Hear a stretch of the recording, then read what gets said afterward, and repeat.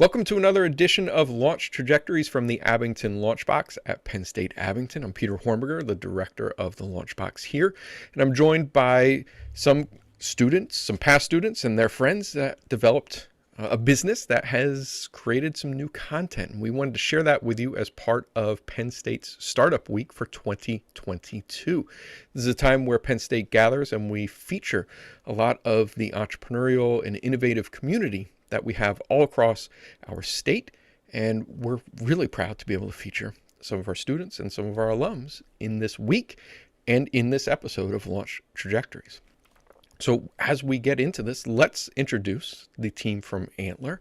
And I'll start with Dan. Dan Stepanski is one of our current students at Penn State Abington. And I ran into Dan in a class and we learned about some of the cool things that Dan and his team is doing. So Dan, I want to say hello and welcome to our show. Thank you for having me. So Dan, what are you doing? Give us an idea of what brought us here together today, and the topic is Antler, the business that you've developed. Give us a little background of what it is, and Sean and Rob, you guys can chime in as we go. Yeah, I mean, Antler's a company that we started up, and we've started out as content creators. We started podcasting. We were working on YouTube videos, Twitch streams, music, content creation, kind of everything together. And all those skills kind of built up to what we do now, which is game development. Very cool. And so Dan, you're a current student. Sean, you're a Penn State Abington alum. You graduated from Penn State Abington. That's correct. Yep. Excellent. What was 2012? Excellent. So Sean, so you guys started with podcasting, but how long ago? Like, what's the pathway for this? Is this something you guys were doing 5 years ago? How do you get from podcasting to developing games? It's funny you should mention 5 years. That's about where we're at. So we started in 2017, and it ended up starting as just a podcast. We didn't think it was going to go any further than that, but the podcast was actually about finding indie video games and trying to bring them to the spotlight. Excellent. So it's funny now. It's come full circle. Now we're making them, which is very interesting. It is very cool, right? So that's interesting. And Rob, you're the third member of this team. I wanted to say hello and welcome you to the show. And Rob, you know, that concept of being full circle, where you started reviewing indie video games and talking about them to now making them, you know, that's something that was that part of your intention? Did you think that's where you guys were going to be going when you started doing podcasting to now making games? No, definitely not. It's interesting because over the years we've done so many things. We've kind of diversified so much from, podcasting, YouTube videos, music. The whole time we've been doing those things, we've gained so many little skills that all kind of combine. And behind the scenes, I've always been very interested in game development, and I've just been, learning and stuff over time. And then, Dan and I and Sean, we kind of just like, we can do this. This would be cool. We like games. We play a lot of games, and it kind of became the focus. And yeah, sorry. That's okay. No. So one of the things that I also wanted to I guess it's just in something I'm interested in. Hopefully, it's going to be an interesting outcome. But how did you guys come together, right? So as an educator, I work at a university. We always try to put students into teams, into groups, and to get them working at a high level and creating. And oftentimes it's a big challenge to get student teams. And I don't think it's just a student team. I think it's all teams to get a group of individuals working together on a common challenge with shared trajectories is a difficult thing. But oftentimes I find, particularly in gaming communities, teams build very naturally and quickly. How did you guys come together? I know Dan and Sean, you probably had no choice. You grew up together, but Rob, you probably at least had a choice of the matter of how did this team get developed? In general, who yeah, wants you to can go? Okay, in general, since we were doing so much, we were doing so many different things. We were just having fun playing games, and then it turned out to be Rob would come in and be like, "Hey, I could help you guys if you're looking for that." And then we just kind of started, and we had a lot of fun working with each other. And then we just kept building upon that. And Rob ended up joining, and we just took off from there. So yeah. And did you guys define roles? Like how did you? I'm sure you have different skills and abilities because you're different people with different backgrounds. But how did your roles emerge? Did you ever actually sit down and say, who's going to be the director of content versus graphic design versus music? How does that get worked out in a what I would consider to be kind of this naturally occurring team dynamic that came out of this? Well, I mean, it's interesting how we kind of don't have our own roles. We kind of all help each other and bounce everything off each other. We'll pick up different things that kind of need arises. Like sure, we have our strengths and weaknesses, so we kind of will each take on more of those things because it's best to do what you're best at. But we all kind of help each other with everything, and there's no specific like you're in charge of this, you're in charge of this, you're in charge of this, like exclusively. That's great. And I tend to see that, and particularly in classroom environments, but just teams that don't necessarily need a huge amount of run-up time.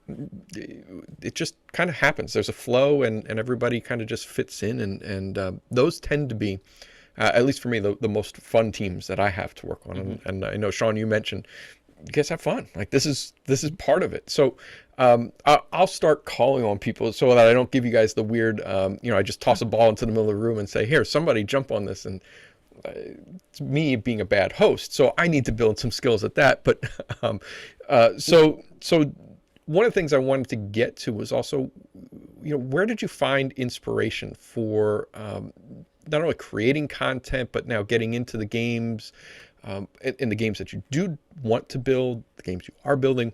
So I'll just start with you, Dan, and we'll bounce this one around to everybody because I'm always interested to find out what's inspired you. What are some of the things that you look to give you guidance, to motivate you, but also give you kind of like artistic and creative energy to say, this is the kind of games and content I want to create. So Dan, what are some of your inspirations?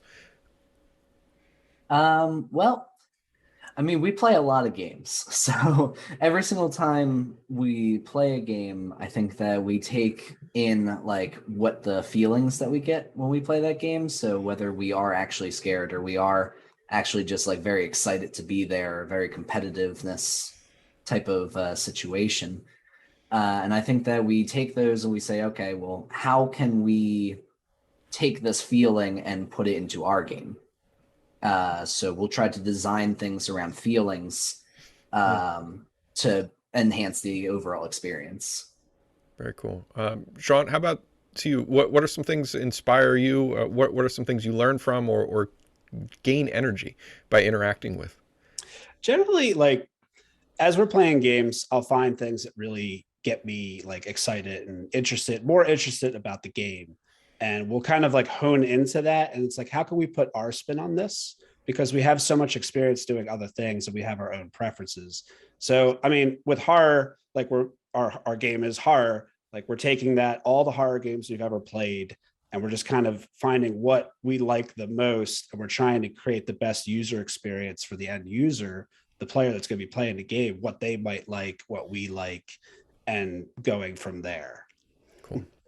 All right, and Rob, we'll finish up with you on just this round of questions about inspirations. What are some of the points of inspiration for you?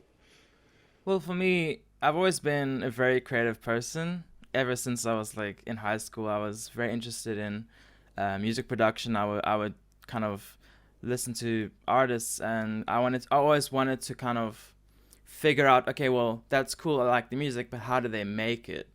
And it's always been about I always like try to pick apart things that I like and like how it works. I like to understand the workings of things, and I think that kind of influences my interest in video games and more specifically video game development, because I'll play games and it's like, oh, I like how they did that, oh, they probably did that this way, and it kind of I'm quite technical as well in my head, like but I've always been a very creative person. I like doing creative things. It's just my passion.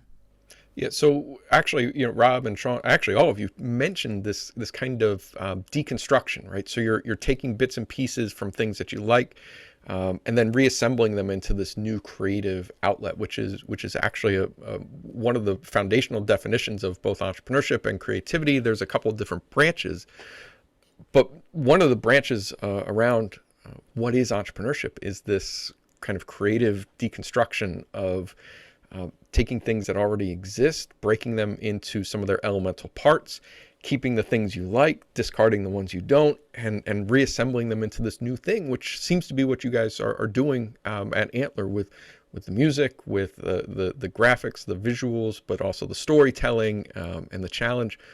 So what I'd like to do is give you guys some time to talk about, what are some of the products that you have created, and I'd just like to learn more about what are some of the things that you've done with that inspiration, the process. What are you making right now? And I guess I'll start with you, Sean, because I started with Dan last time. We'll get to you, Rob, in a second. But Sean, give me some background. What are some of the things that you were actually making out of this? So in general, like lately, it's all been based on Somni. There's been so much going into it, so much we're thinking about. There's a lot of background that we have to kind of get sorted out, and so much to go with it, like the trailers, and it all ties in together with everything we've learned. So we have the video editing, the sound editing, literally everything. Music goes into it.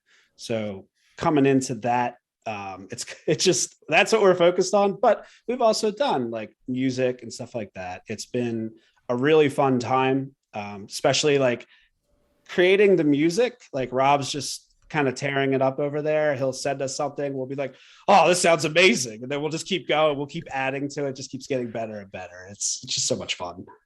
That's very cool. So Rob, maybe if I was just getting introduced to Somni, which is right now your focal point of the game, can you give me like a 30-second walkthrough? What is Somni and what's the value in it for a gamer? Yeah, so Somni is a multiplayer horror game. It supports virtual reality and desktop at the same time. It's all about you put it into these environments, and there's some kind of paranormal ghost entity, and your goal is to kind of identify what it is, what kind of entity it is, and you use that information to try and get rid of it. And we also have, in the updates that are coming, we're going to be putting in cryptids as well, such as various monsters and things like with a Wendigo and werewolves and weird things like that. Cool. Yeah. And Dan, I'll bounce over to you. So, this is a game. This is out there, and it's on a very large platform. Where would I find it if I wanted to download a version of this, play a version of this? Where do I go to find something like this? You can go right to Steam, and if you type in Somni, it'll be probably the first thing that comes up. It's great because Steam is a platform with over 65 million users at any time. So, yeah. So I mean, and I'll just keep with you, Dan, on this.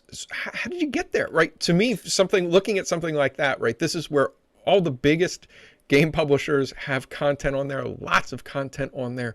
It's a massive platform. I use it. My son just downloaded a game just last night to play. We use it in our household. So it's almost like getting something, to me. This is like getting something on the store shelves at Target, Walmart, and all these other places, right? You guys are in pretty much the main commerce area for video games. How did you get there? A lot of marketing. It's the only way. It's good. But I mean, again, this is something that I think is a really big deal that, is not only for major video game developers. There does seem to be a space for indie developers. So independent, small company development. Can you talk to me, maybe, Dan, I'll just keep with you on this. Like, what is that community like, right? You guys were originally doing podcasts, reviewing indie games. Now you're indie game developers. I'm really interested in the culture of indie games, indie gamers, and who plays these, and what's that community like that is willing to buy something from an independent developer, as opposed to one of the games that has millions of dollars of marketing, commercials during the Super Bowl.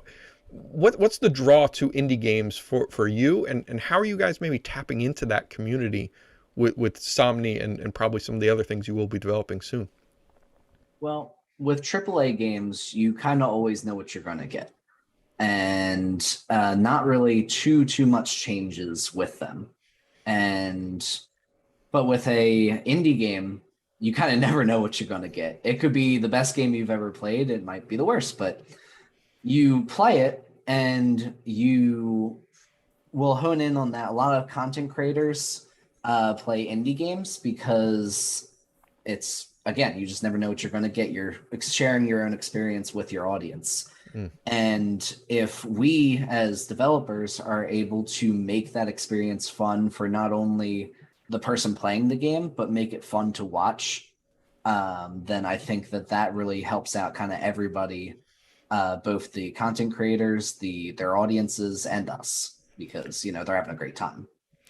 So you bring up something that again is, I think, an interesting platform as well. Is when I was originally introduced to video games, and I'll tell you, was the first video game I ever played was Pong, which is, I think, like the first ever video game, and then Atari 2600.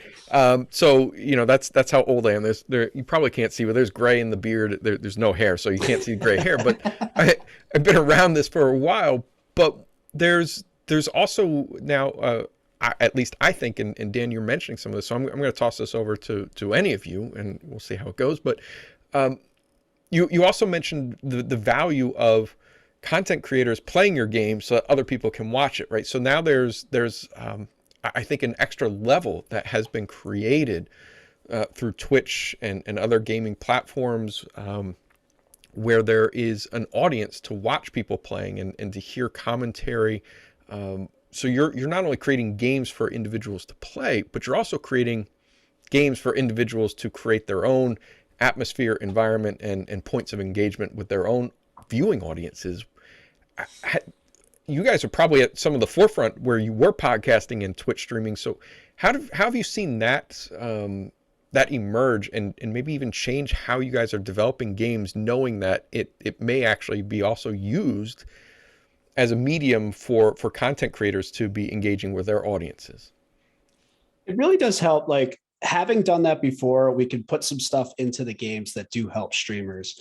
And basically, with indie development and streaming, it's a very symbiotic relationship. Like, each can help each other. So as we're, you know, giving them like, hey, this is some information about the game, you can play this, we'll give them the game.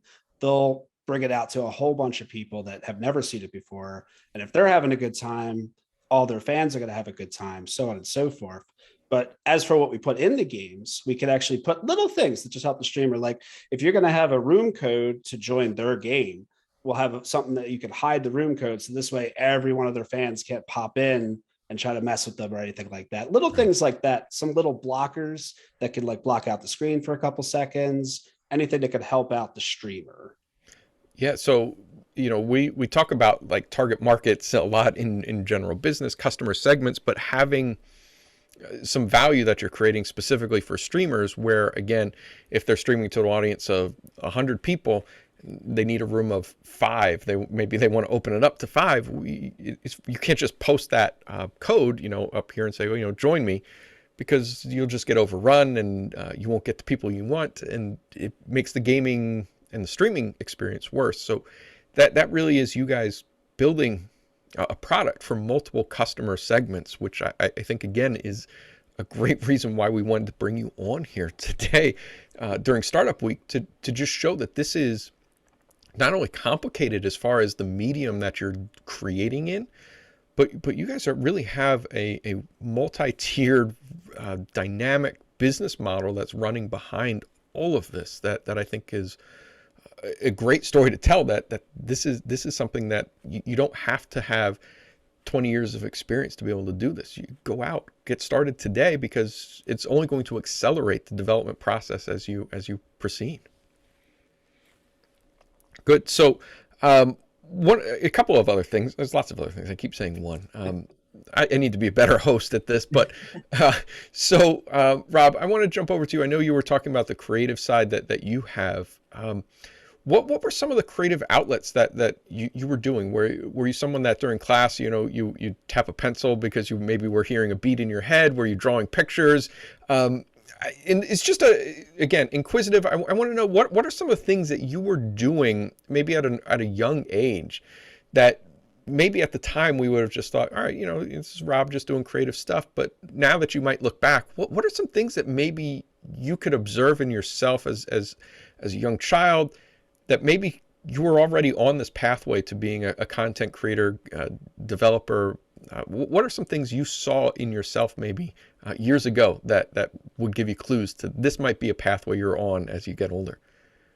It's quite interesting because when I was in school, high school, I was very interested in learning programming, right? So like for game development or just software in general.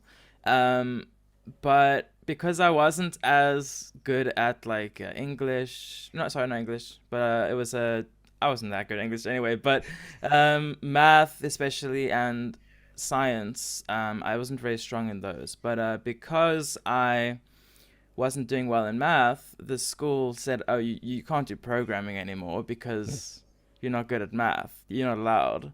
But here I am now doing it all the time. So because of that, because they kind of didn't let me do what I wanted to do, I kind of was just, oh, school's dumb. But I that outlook kind of changed when I got to college, because finally I was able to have the whole education based around stuff I like, because I went to a music college to learn contemporary music production and sound design. So that kind of opened up my excitement to education, because I was finally in a place where everyone was, like-minded and driven, and it was all about the stuff I enjoyed.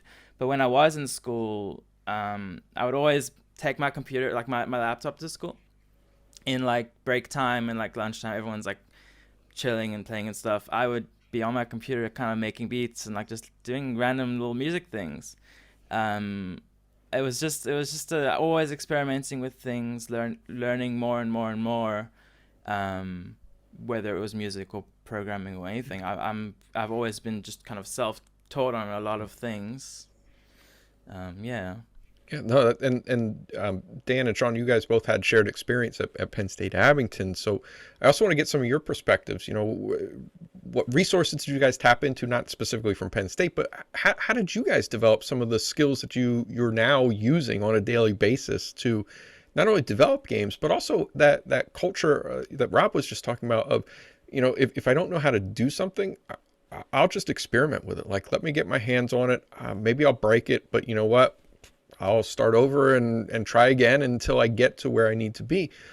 How do you guys get not only the specific skills, but some of the mindset to be experimenting, be pushing boundaries, and saying, you know what, I don't have to wait until I have 10 games that have been published. Like, let's go to Steam today. Like that kind of mindset, I think, is really important. And I'd just like to get some, background. How did you guys develop some of those skills, but also the kind of the entrepreneurial mindset to go along with it?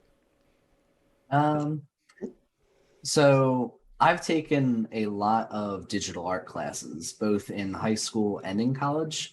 And I think I learned a lot of my skills. Like the first time I used one of the Adobe products, Adobe Illustrator, I fell in love with the program right away. I learned what vector art was and everything.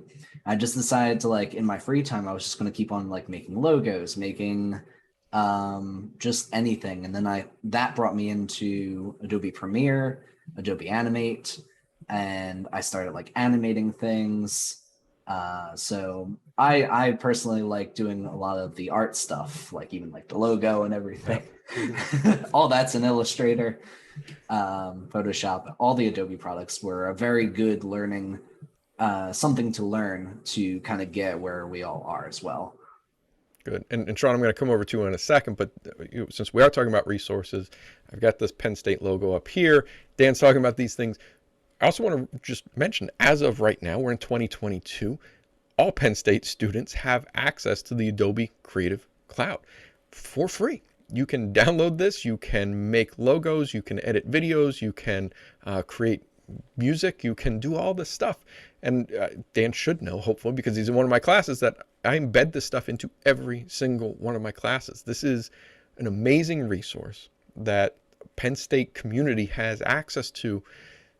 Great resource to learn, great way to build your resume to show that you have ability to use premier level software in the creative industry. And you can learn stuff, go make stuff. I think it's a great thing, and I'm really happy that we embed that into our Penn State student, staff, faculty community, because I think creativity and creative expression is an excellent pathway to, I think, lots of opportunity in the future. So sorry for jumping in front of you, Sean, but other thoughts, other resources that helped you learn either specific skills or develop that entrepreneurial mindset. And again, it doesn't have to be Penn State related, but how did you develop some of the skills and mindset that you're exhibiting today? Honestly, I think it comes down to like a lot of passion. When you get into something you really like I've always been interested in developing video games since I was a kid. I learned later on it's a bit harder than everybody would think. However, you can do it if you really stick to it. So me, I'm more on like the visual, like I have a very vivid imagination. So I'm always thinking about how things can improve. I was always doing that when I was doing art through like high school and college, and just kind of bringing it to. So when we started doing the podcast, it was very interesting. I wanted to make something like, if we're going to do it, we want to do it well. So I sat there, we were using all sorts of different programs to try and figure out exactly what we wanted to use. But most of them were free. We were trying them out. Eventually, what you were talking about with the Adobe Creative Cloud, that is an awesome, powerful suite of programs to be using. But we didn't have those at the beginning. So now that we're using them, yeah, they're much better. That's cool. I guess I want to also get into what's next, right? I mean, we know where you're at. We've talked about Somni a little bit. We know that's on Steam, and I know you're pouring more time and energy into building Somni into a more robust and fully polished and finished program. But what's next? Let's say 5 years from now. We talked about 5 years back was kind of where you guys were getting started. So let's just jump 5 years ahead. And again, I'm just going to toss this out there. Anybody can jump on this. Where do you guys see this going? What's 5 years from now if we come back and we do a reunion episode of Launch Trajectories, checking in 5 years later? Where do you see yourselves in 5 years? Well, Somni will be out of early access. So that'll be nice. Definitely. But we definitely have a lot of stuff on our plate. We have so many ideas and a few things that are actually already in production, but we still have more work to do with it. So we're just going to keep going with it. Hopefully we'll have a couple of good game releases by then, and we'll be working on other content as well. But we're sticking with the game development for now, for sure. Cool. Yeah. I don't think people truly know how much an idea can change. Because Somni, the one that we're working on right now for update 1.2, that should hopefully be out by the end of this month, that has changed so much from our original idea of what Somni was. And even like we write down everything that we want to do for like each update, like a large update that's going to come out. And in the middle of doing it, we're like, wait, no, this could be better this way. And it changes completely. It adds like days or weeks worth of work. But we know that it's going to be worth it and that it's going to be more fun for everybody else. So we're going to keep on doing that. And that's just like it's not a problem. It's kind of a problem with time, but nobody knows how long it actually takes because of all the changes that we'll take to make it more fun. Yeah, another thing bouncing off that, like the stuff does change very rapidly, as you say, but every time we do that, and just in general, we learn a lot and kind of influences when we plan stuff in the future. Like in the beginning of Somni versus now, I think when we do come up with ideas, our focus and our intentions are a lot different and more honed in on the best things to do based on what we've learned.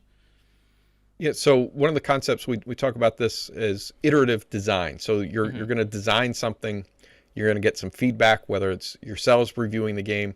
My guess is you're getting some feedback from some of the users of the game, and that's then influencing what you learn, and you're going back and you're changing and updating, and you enter this kind of loop of kind of could be unlimited iterations of each time we put it out there, we learn we should change this, we can make this better, this could be more efficient, and then you go back and you spend some time like Dan talked about, but you're making it better. And at least my perspective, and I don't know if it matters all that much, but my perspective is, while yes, absolutely, you're going to spend days tearing down what you just built to make it slightly better, I still think it's better than designing everything in your head and saying, you know what, I'm going to build it perfect before I let anyone see it. I feel that you will never get to the spaces that you guys are talking about in 5 years, multiple games out there, probably a committed, dedicated audience that when they see Antlers coming out with a new game, irregardless of what the trailer looks like, irregardless of what the description is, they're going to say, you know what, Antler continues to put out engaging, maybe terrifying, I guess that's your genre, but ultimately they want what your company puts out. And I think that comes from being able to do these iterations. So I often encourage people to say, get it in front of people sooner than later. And if you're always waiting for everything to be finished and finalized, you don't get as many of these feedback loops where you can iterate and make it better. And I think it's a much slower process of doing everything in-house and internally. And I'm again, back to one of the reasons why I wanted you on this episode of Launch Trajectories is, as I talk to Dan in classes, before and after classes, and now just getting to meet Sean and Rob, you guys are doing all the things that I would cover in a traditional entrepreneurship class. You know, you have multiple customer segments, multiple value propositions, iterative design. You're using all these things you talked about, emotions and feelings as one of the things you want to create. That's empathy. You're connecting with your audience. You guys have so many of the key ingredients, I think, of a successful business, because you're really connecting well with the customers and giving them what they're looking for. So I am incredibly impressed with the work you all do. I keep telling Dan I have to follow through and go download Somni and start playing, because I really find gaming very interesting. And a couple more topics before we wrap up for the day. But we were talking before we started the recording for the show about the concept of gaming is not necessarily a child's thing. It's not just a pastime, although I think it's a great stress reliever. I was sharing with the team here about how I typically use games as an educator, because there's a story, there's content, there's information being communicated, and ultimately there's a challenge, right? You have to achieve something. And if the challenge is worthless, the game tends to be of very little interest. So you have to have challenge that's worthwhile. But if the challenge is so big and that you get frustrated, people stop playing your game. As an educator, people stop learning as soon as they get frustrated. So I typically play games to learn about that pacing of how do you keep increasing the challenge but not overexerting the frustration, because then people will exit the system. And I just like to hear some of you guys I know are getting feedback from users. Can you maybe give me some examples, maybe not specific things that people have said, but some examples where you're getting some feedback from people that is helping you guys then develop and pace your games to be challenging, but not necessarily be frustrating? Well, we've had entire ideas completely generated from like either our game testers, or even like content creators that have played our game have reached out to us and said, hey, listen, like this might work better if it works this way. And we would take that and we would try to figure out like, okay, is this just for one person, or is this for what we think will be better for everybody? And then if we do think that would be better for everybody, we will implement that into the game. That's very good. Yeah. Go ahead, Rob. It's also where Dan mentioned watching streamers and stuff play the game, it's really good seeing actual gameplay not influenced like by us at all, because obviously when we have our testers and stuff play, they're playing, you know, with the intent of testing things and like things we ask them to look for and stuff. But seeing streamers and content creators that we don't have an influence on playing our game and actually just watching gameplay, it kind of influences our decision on how we can improve stuff. Like in this update 1.2, we're going to be having difficulty options. So instead of it being, you know, one size fits all, like it should be, you know, it's easier to find the balance if you have different like tiers. So if someone wants a more easy experience, or they're kind of too scared of the scary stuff to focus on the gameplay, like we'll have like a beginner. And then if someone's like been playing the game for a while and it's the easier stuff is starting to become less of a challenge, then they can bump up and go to like the harder difficulty. So that'll be a nice thing to have, because we kind of try and find, right now we have like the middle point of like not too easy, not too hard, but it will be nice to kind of spread it out and have the different tiers. Very true. It's nice to have like a good sample size. So like in our Discord, we were opening it up to have new game testers come in, and we can watch them and they can give us their feedback through there. But we can see like what they're having trouble with, what other people aren't having trouble with, so on and so forth, and constantly, you know, mold the game to be what's best for everyone, not necessarily one person like we were talking about before. So you kind of have to see how everybody's feelings are, and it's nice to get more people involved when it comes to that. But we're still like overarching, like having our own ideas, and we make sure it all fits. And if it falls into place, then we can add it, and it's great. Very cool.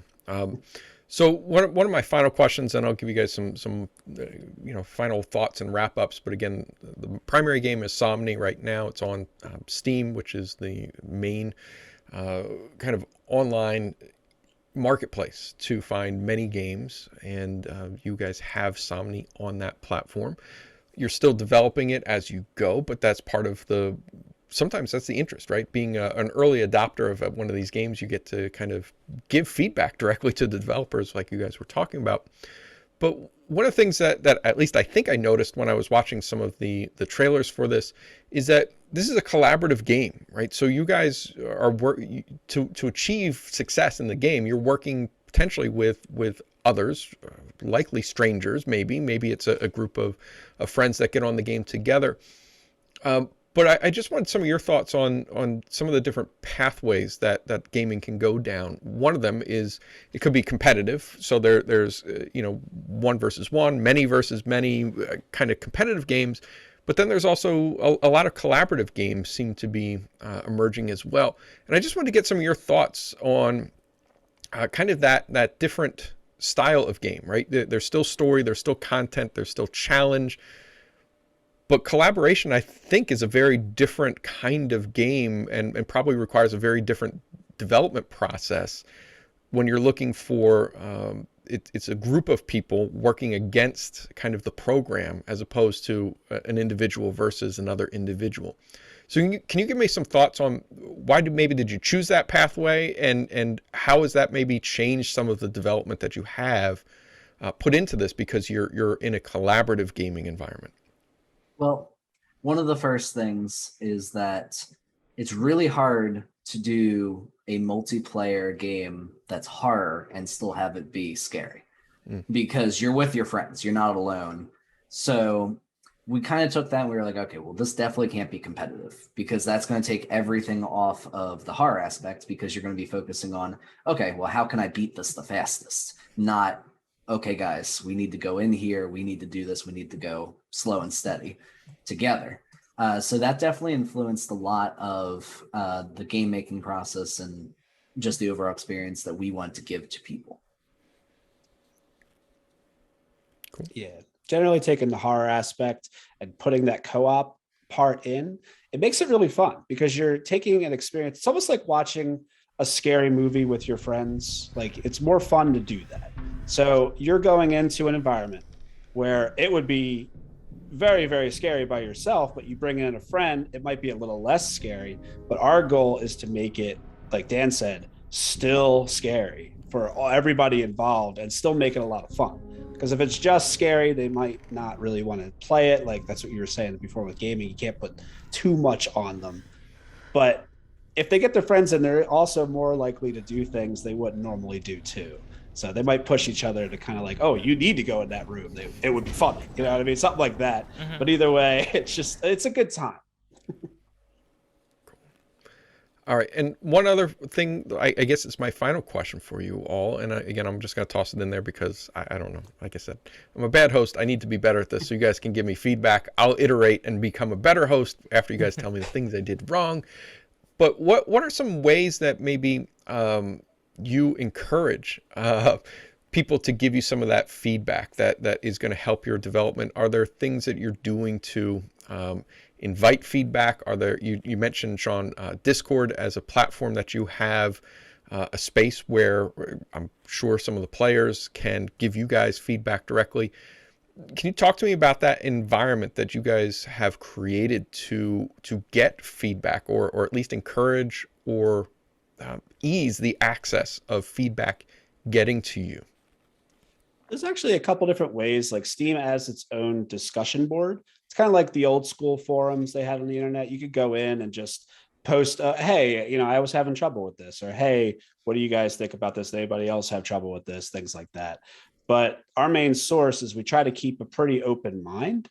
So we have in our Discord, like, hey, a suggestion box, a bug box in case anything in early access. It is early access. We're really inviting people to kind of like just give us their feedback, what they think is good, what they think is bad.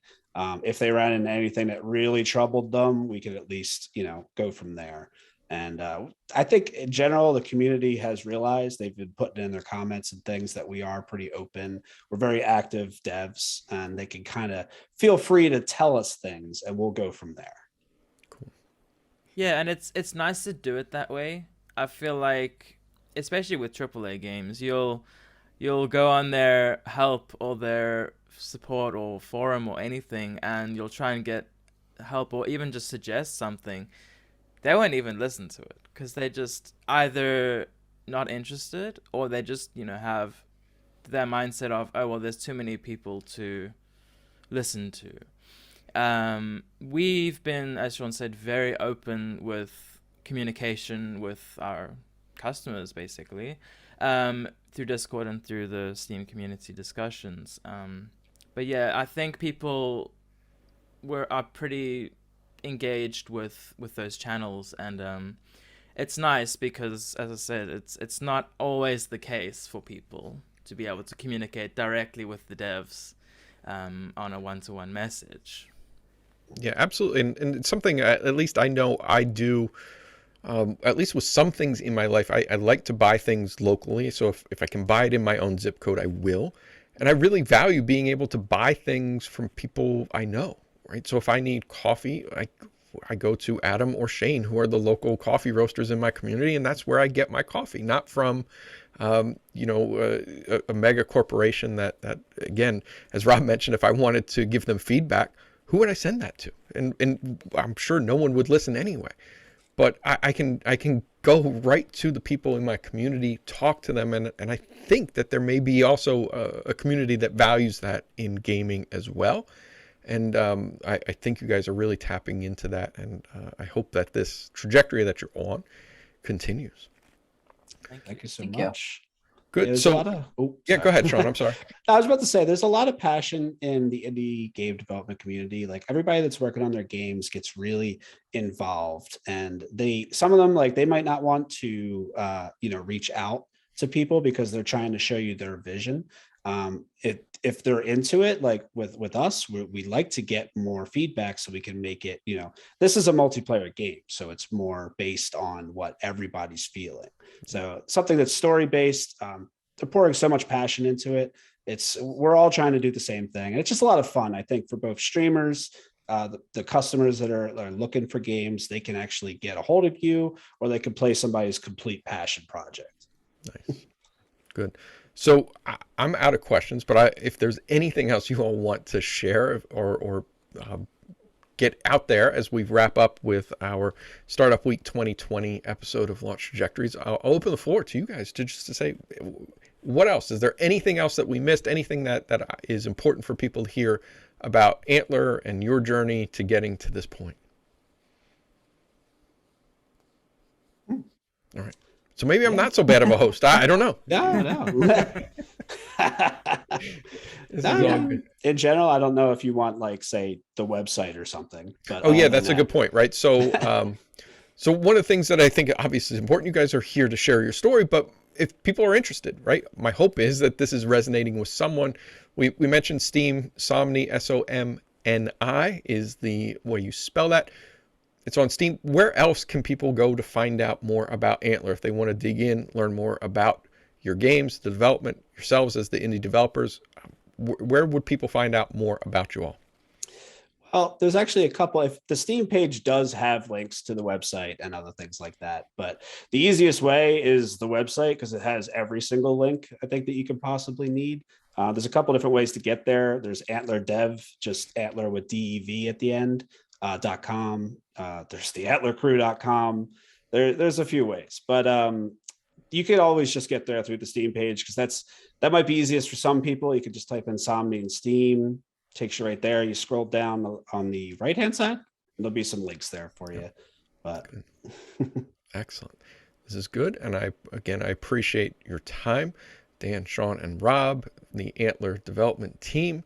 Somni is their game. This is Launch Trajectories from Penn State Abington and the Abington Launchbox during Penn State Startup Week 2022. I greatly appreciate your time, your energy, and the stories you shared. And I'm probably going to be terrified as I go play your game. And Rob, you mentioned that you've created these levels. I will say, as I've gotten older, I used to maybe play it normal, maybe hard.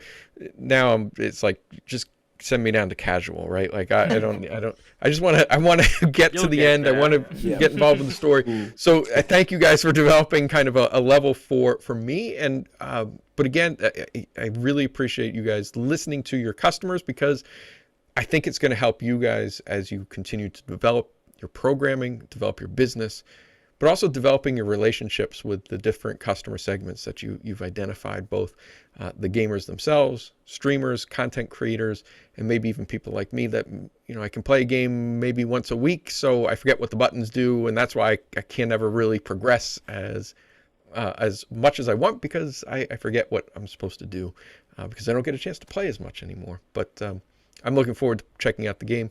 If others are interested, we've mentioned the website and Steam as a place that you can go and check it out. And we hope to not only see Somni continue to develop and do well, but other games coming out from Antler in the future. Thank you so much for having us. Seriously. This is great. So thank you all. So we'll wrap up there for Launch Trajectories, and we'll see you in another episode where we feature members of our Penn State Abington community, particularly students that are starting and running businesses while they're students. So thanks again, all. We'll see you next time. Bye.